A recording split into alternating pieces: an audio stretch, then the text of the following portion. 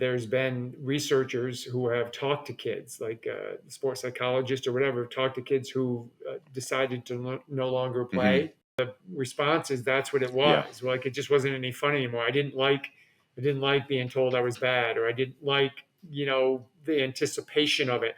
They make a bad play in the first inning or the first quarter of a game. They know in the back of their head they got that whole game to think about that, because when they go home or they get in the car, they're going to get it. Hmm. And I've talked to this to my parents, and I say it a lot with my kids now. It's like after a game, man, I loved watching you play. Yeah. Man, it was fun watching you play, even if they had a bad game.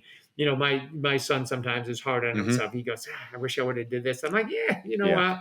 I know, man, that stinks when that stuff happens. But hey, hey, that was fun, man. Did you try though? That was good.